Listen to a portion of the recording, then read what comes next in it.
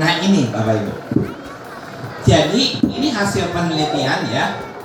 Kalau kita gaduh dan bising, gaduh itu kan ada lari sana lari sini berisik gitu ya, dan bising itu berisik kan.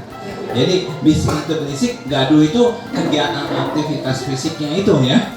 Nah itu menurut penelitian ini, ketika kita melakukan aktivitas fisik, lari sana lari sini, sambil misalnya nanya gitu ya. Nah itu apa yang terjadi? Darah ngalir ke otak lebih lancar. Nah darah itu kan bawa nutrisi. Jadi otak itu dapat nutrisi yang cukup.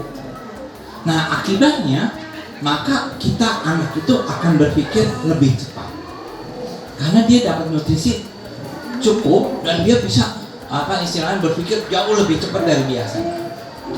Dan juga itu menambah daya ingat. Gunanya hipokampus itu sebenarnya luar biasa sekali. Itu kayak hard disk kita, kayak memorinya gitu ya.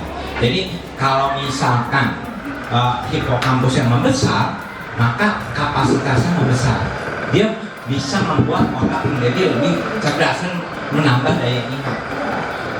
Jadi Bapak Ibu, ketika Bapak Ibu melakukan aktivitas fisik, yang terjadi adalah hipokampus itu membesar sehingga membuat kita lebih cerdas, lebih pintar, dan anak-anak itu juga menjadi lebih luar biasa.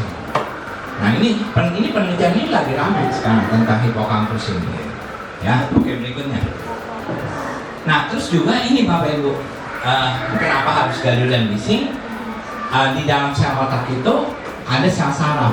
Sel saraf itu dia punya belalai-belalai. Nah, ya ketika kita melakukan proses berpikir, belalai ini mulai bergabung. Nah antara belalai dengan belalai itu ada celah. Celahnya itu namanya sinaps. Nah, celahnya itu harus tembus. Jadi ketika kita melakukan proses berpikir, maka terjadi proses kimia di dalam belalai itu yang mengakibatkan terjadinya loncatan bunga apilisir sana. Nah, itu yang menyambung sehingga proses berpikir terjadi.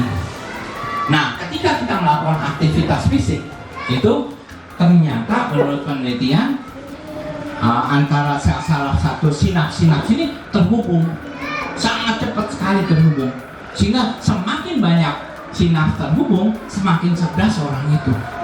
Nah ini berikutnya kita lihat, ini adalah yang berikut. Nah ini gambar dari orang jenius.